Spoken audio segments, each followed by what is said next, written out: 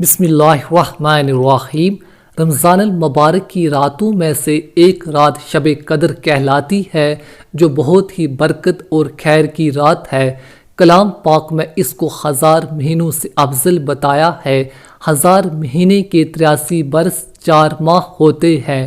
خوش نصیب ہے وہ شخص جس کو اس رات کی عبادت نصیب ہو جائے کہ جو شخص اس ایک رات کی کو عبادت میں گزار دے، اس نے گویا 83 برس 4 ماہ سے زیادہ زمانہ کو عبادت میں گزار دیا، اور اس ذاتی کا بھی حال معلوم نہیں کہ 1000 مہینے سے کتنے ماہ زیادہ افضل ہے۔ اللہ جل شانہ کا حقیقتاً بہت ہی بڑا انعام ہے۔ قدر دانوں کے لیے یہ ایک بے نہایت نعمت مرحمت فرمائی۔ حضرت انس سے حضور کریم صلی اللہ تعالیٰ علیہ وسلم کا ارشاد نقل کیا ہے کہ شب قدر حق تعالیٰ جل شانہ نے میری امت کو مرحمت فرمائی ہے، پہلی امتوں کو نہیں ملی۔ اس بارے میں مختلف روایات ہیں کہ اس انعام کا سبب کیا ہوا۔ بعض حدیث میں وارد ہوا ہے کہ نبی کریم صلی اللہ تعالیٰ علیہ وسلم نے پہلی امتوں کی عمروں کو دیکھا کہ بہت ہوئی ہیں، اور آپ صلی اللہ تعالیٰ علیہ وسلم کی امت کی عمریں بہت تھوڑی ہیں۔ اگر وہ نیک اعمال میں ان کی برابری بھی کرنا چاہیں تو ناممکن۔ اس سے اللہ کے لاڈلے نبی صلی اللہ تعالیٰ علیہ وسلم کو رنج ہوا۔ اس کی تلافی میں یہ رات مرحمت ہوئی کہ اگر کسی خوش نصیب کو 10 راتیں بھی نصیب ہو جائیں اور ان کو عبادت میں گزار دے تو کہ 833 برس 4 ماہ سے بھی زیادہ زمانہ کامل عبادت میں گزار دیا۔ بعض روایات سے معلوم ہوتا ہے کہ نبی کریم صلی اللہ تعالیٰ علیہ وسلم نے بنی اسرائیل کے ایک شخص کا ذکر فرمایا کہ 1000 مہینے تک اللہ کے راستے میں جہاد کرتا رہا۔ صحابہ کو اس پر رشک آیا تو اللہ تعالیٰ نے اس کی تلافی کے لیے اس رات کا نزول فرمایا۔ ایک روایت میں ہے کہ نبی کریم صلی اللہ تعالیٰ علیہ وسلم نے بنی اسرائیل کے 4 حضرات کا ذکر فرمایا: حضرت ایوب، حضرت زکریہ، حضرت ہرکیل، حضرت شعفی۔ اسی 80 برس تک اللہ کی عبادت میں مشغول رہے اور پل جھپکنے کے برابر اللہ کی نافرمانی نہیں کی۔ اس پر صحابہ کرام رضی اللہ عنہ کو حیرت ہوئی تو حضرت جبرائیل علیہ السلام حاضر خدمت ہوئے اور سورۃ لیلۃ القدر سنائی۔ اس کے علاوہ اور بھی روایات ہیں۔ اس قسم کے اختلافات روایات کی اکثر وجہ یہ ہوتی ہے کہ ایک ہی زمانے میں جب مختلف واقعات کے بعد کوئی آیت نازل ہوتی ہے تو ہر واقعے کی طرف نسبت ہو سکتی ہے۔ بہرحال سبب نزول جو بھی کچھ ہوا ہو، لیکن امت محمدیہ صلی اللہ تعالیٰ علیہ وسلم کے لیے یہ اللہ جل شانہ کا ہی بڑا انعام ہے۔ یہ رات بھی اللہ ہی کا عطیہ ہے، اور اس میں عمل میں اس کی توفیق سے میسر ہوتا ہے۔ کتب حدیث میں اس رات کی فضیلت مختلف نوعیت کے مطابق روایت سے وارد ہوئی ہے، جن میں سے بعض کا ذکر آتا ہے، مگر چونکہ اس رات کی فضیلت خود قرآن پاک میں مذکورہ ہے اور مستقل ایک سورت اس بارے میں نازل ہوئی ہے، اس لیے مناسب ہے کہ اس سورت شریفہ کی تفسیر لکھ دی جائے۔ حضرت اقدس حکیم حضرت مولانا اشرف علی صاحب تھانوی سے بیان ہے، بسم اللہ الرحمن الرحیم: بے شک ہم نے قرآن پاک کو شب قدر میں اتارا ہے، یعنی قرآن پاک لوح محفوظ سے آسمان دنیا پر اس رات میں اتارا ہے۔ یہی ایک بات اس رات کی فضیلت کے لیے کافی تھی کہ قرآن جیسی عظمت والی چیز اس میں نازل ہوئی۔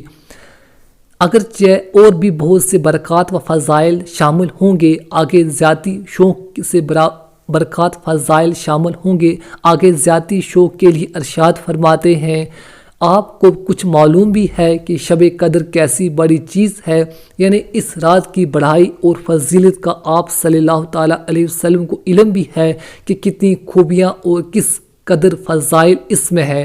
اس کے بعد چند فضائل کا ذکر فرماتے ہیں۔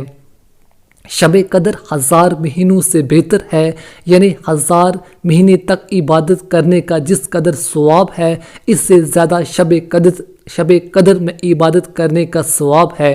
اس زیادتی کا علم بھی نہیں کہ کتنی زیادہ ہے۔ اس رات میں فرشتے اترتے ہیں۔ علامہ راضی لکھتے ہیں کہ ملائکہ نے جب ابتدا میں تجھے دیکھا تھا تو تجھ سے نفرت ظاہر کی تھی اور بارگاہ الہی میں عرض کیا تھا کہ آپ ایسی چیز کو آپ پیدا فرماتے ہیں جو دنیا میں فساد اور خون بہا دے گی۔ اس کے بعد والدین نے جب تجھے اول دیکھا تھا جب کہ تو منی کا قطرہ تھا تو تجھ سے نفرت کی تھی، حتیٰ کہ کپڑے پر اگر لگ جاتا تو کپڑے کو دھونے کی نوبت آتی، لیکن جب حق تعالی شانہ نے اس قطرے کو بہترین صورت مرحمت فرما دی تو والدین کو بھی شفقت اور پیار کی نوبت آئی۔ اور آج جب کہ تو توفیق الہی سے شب قدر میں معرفت الہی اور اطاعت ربانی میں مشغول ہے تو ملائکہ بھی اپنے اس فقرے کی معذرت کرنے کے لیے اترتے ہیں، اور اس رات میں روح قدوس یعنی حضرت جبرائیل علیہ السلام کا بھی نزول ہوتے ہیں۔ روح کے معنی میں مفسرین کے چند قول سے جمہور کا یہی قول ہے جو اوپر لکھا گیا ہے کہ اس میں حضرت جبرائیل علیہ السلام سے مراد ہے۔ علامہ راضی نے لکھا ہے کہ یہی قول زیادہ صحیح ہے، اور حضرت جبرائیل علیہ السلام کی فضیلت کی وجہ سے ملائکہ کے ذکر کے بعد خاص طور سے ان کے ذکر فرمایا۔ بعض کا قول ہے کہ روح سے مراد ایک بہت بڑا فرشتہ ہے کہ تمام آسمان و زمین اس کے سامنے ایک لقمے کے برابر ہیں۔ بعض کا قول ہے کہ اس سے مراد فرشتوں کا ایک مخصوص جماعت ہے جو اور فرشتوں کو بھی صرف لیلۃ القدر ہی میں نظر آتے ہیں۔ چوتھا قول یہ ہے کہ یہ اللہ کی کوئی خاص مخلوق ہے جو کھاتے پیتے ہیں مگر نہ فرشتے ہیں نہ انسان۔ پانچواں یہ کہ حضرت عیسیٰ علیہ السلام سے مراد ہے جو امت محمدیہ صلی اللہ تعالیٰ علیہ وسلم کے کارنامے دیکھنے کے لیے ملائکہ کے ساتھ اترتے ہیں۔ چھٹا قول یہ ہے کہ یہ اللہ تعالیٰ کی خاص رحمت ہے، یعنی اس رات میں ملائکہ نازل ہوتے ہیں اور ان کے بعد میری رحمت خاص نازل ہوتی ہے۔ اس کے علاوہ اور بھی چند اقوال ہیں، مشہور تو پہلا ہی ہے۔ سن بہکی میں حضرت انس کے واسطے سے نبی کریم صلی اللہ تعالیٰ علیہ وسلم کا ارشاد منقول ہے کہ شب قدر میں حضرت جبرائیل علیہ السلام فرشتوں کے ایک گروہ کے ساتھ اترتے ہیں، اور جس شخص کو ذکر وغیرہ میں مشغول دیکھتے ہیں اس کے لیے رحمت کی دعا کرتے ہیں۔ اپنے پروردگار کے حکم سے ہر امر خیر کو لے کر زمین کی طرف اترتے ہیں۔